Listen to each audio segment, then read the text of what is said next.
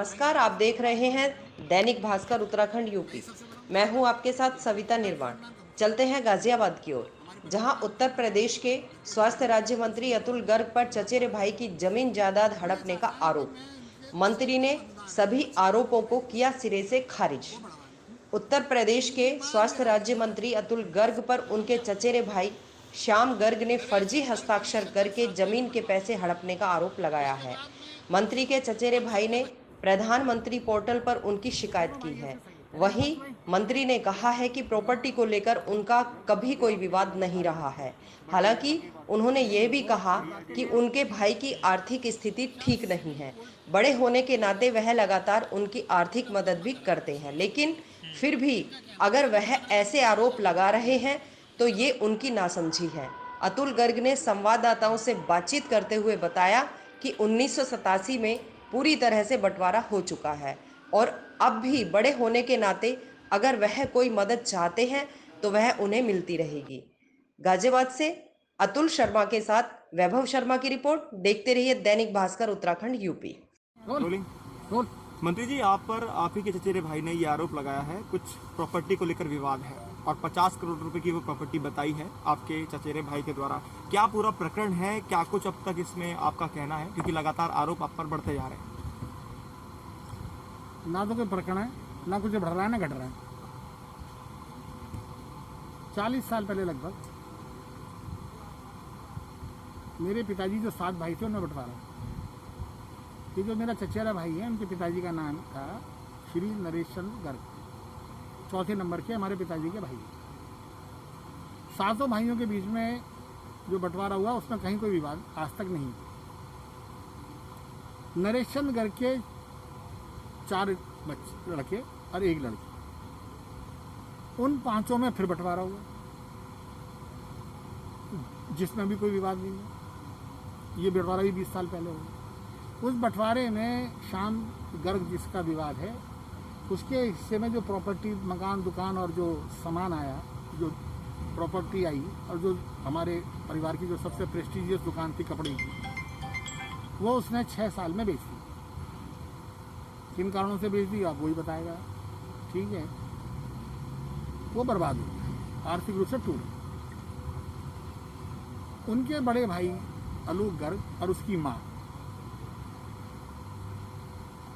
हमारी चाची, ये लोग उसकी देखभाल आज भी करते हैं, उसको घर के खर्चे का पैसा देते हैं।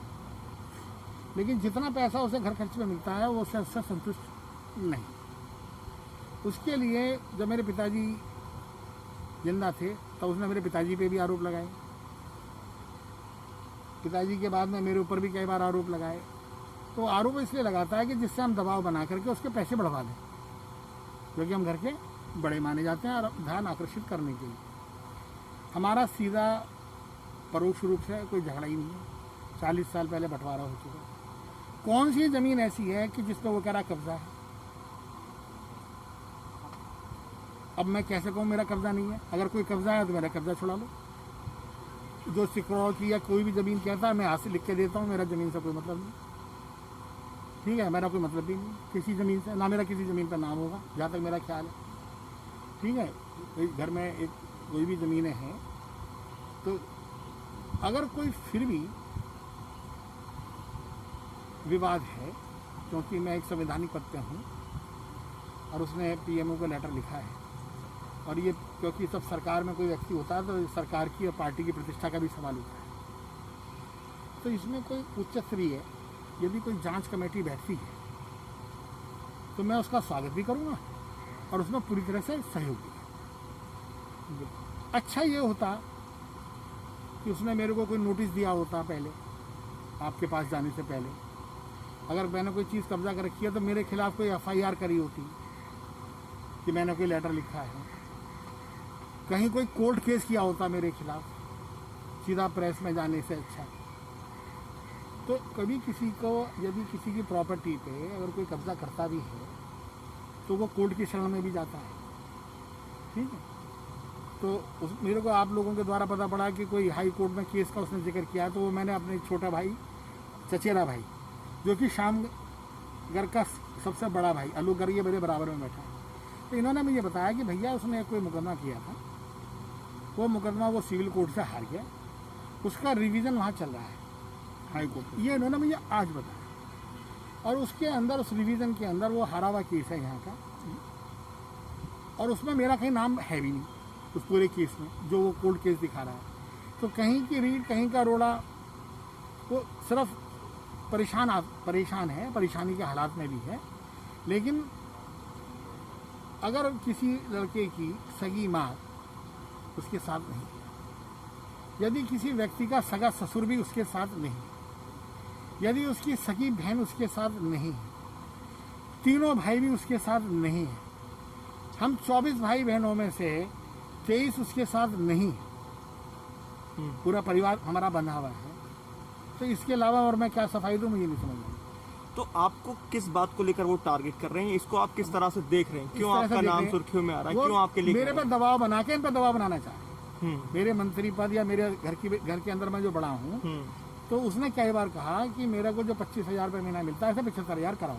प्रधानमंत्री कार्यालय को भी उन्होंने पत्र लिखा है जिसमें 48 से अगर कोई कार्रवाई नहीं होती है तो 48 से 72 घंटे में आत्महत्या की भी उन्होंने कहा है कि अतुल गर्ग मंत्री जी और उनके भाई जिम्मेदार होंगे।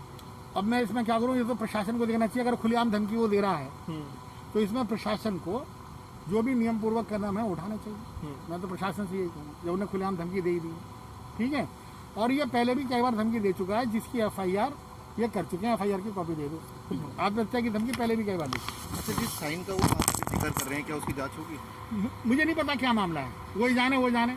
इनका कहना है कि मेरे से कोई विवाद नहीं उस साइन का। उनका कहना है कि जो उनके भाई हैं आलोक जी, उन्होंने वो जमीन को लेकर रामकिशन संस्थान जो आपकी है उसको बेच दी गई, जबकि उसके साइन उस पर नहीं है। रामकिशन संस्थान मेरी कोई नहीं है, पहली बात, नंबर 1। नंबर 2 बात, यदि इन दोनों भाइयों का कोई विवाद है भी तो वो विवाद में मैं कहाँ बीच में आ गया, मेरे को ये समझ नहीं आ रही है। समझे भाई, अगर कोई अंगूठा है, कोई पंजा है, कोई लिमटा है, तो उसमें मैं क्या बोलूँगा। इन दोनों भाइयों का झगड़ा है, अगर कोई है, इनका तो कहना है कि हमारा विवाह सुलट गया सिविल कोर्ट से, वो कह रहा है नहीं सुलटा है। तो अगर कोर्ट में मैटर चल रहा है तो कोर्ट देखेगी, और उसमें भी विवाद मेरे से तो है ही नहीं। अगर विवाद है तो इन भाइयों का आपस में है। जिस फ्लैट में वो रह रहे हैं उनका आरोप है कि उसमें आपके द्वारा भी कुछ हस्तक्षेप किया जा रहा है, उनको निकाला जा रहा है। मैं कैसे निकाल सकता हूँ यार किसी मैं चलो इतना वायदा कर देता हूँ। किसका फ्लैट है वो? हमारा ये अनुज के नाम से। चलो मैं इनसे कह दूंगा उस फ्लैट से नहीं निकालेंगे, मतलब इनका फ्लैट है, मेरा कोई मतलब नहीं है, लेकिन उसे घरवान से बेघर ना करा जाए। जी ठीक है। ये मैं प्रेस के सामने इन दोनों भाइयों को डांट के कह रहा हूँ कि इसे नहीं निकालना, ठीक है। और बताइए, और सुनिए, उसकी रोटी पानी की चिंता पूरा परिवार फिर भी करेगा, चाहे वो कितने हमले हम पे करे। उसके बच्चों की चिंता पूरा परिवार करेगा, क्योंकि वो हमारे खानदान का आदमी है। समझे भाई, वो एक अलग मैटर है, ठीक है। वो हमारे परिवार की परोक्ष जिम्मेदारी है। और अगर इन दोनों भाइयों के नाम पे कोई फ्लैट है और ये उसे निकालना चाहते हैं अपने सगे भाई को, तो मेरा तो कोई रोल नहीं, लेकिन मैं इन दोनों को डांट दूंगा, वो नहीं निकालें। और इन दोनों की हिम्मत नहीं है मेरे कहने के बाद निकाल दे। यही मेरी पावर है और इसी पावर को इस्तेमाल करना चाहता हूँ, समझ गया। उसे नहीं निकलवा देंगे। धन्यवाद। वो श्याम जी, पहले तो हम आपसे जानना चाहेंगे कि अतुल जी के आप कौन लगते हैं और अतुल जी के साथ क्या मामला चल रहा है आपका? अतुल गर्ग जी, आदरणीय अतुल गर्ग जी, मैं उनके सभी चाचा का लड़का हूँ। आज तक मेरे 5 साल से मेरे दादाजी और पिताजी की संपत्ति का झगड़ा चल रहा है। दादाजी की संपत्ति में अतुल भैया भी हिस्सेदार हैं, हम सारे सब, मेरे चाचा, मेरे भाई लोग सब हिस्सेदार हैं। परंतु जब मुझे पता चला एक मुकदमा 1993 में बनाया गया जिसमें मेरे नकली साइन अंगूठा छाप है, उसका मैंने अपने दूसरा महोदय से कहा तो उसकी कंप्लेंट करी। उसकी जांच पड़ताल हुई, पर आज तक कभी हस्ताक्षर पे नहीं आए, क्योंकि मैंने आज तक अपना कभी पूरा नाम नहीं लिखा। यही कारण है कि सब मुझे दबाया जा रहा है और आज तक मुझे न्याय नहीं मिल पाया है। अच्छा, क्या मामला है आपका? मतलब ज़मीन को लेके आपने अब आगे क्या करा? कोर्ट गए, पुलिस में गए, कुछ बातचीत करी किसी से?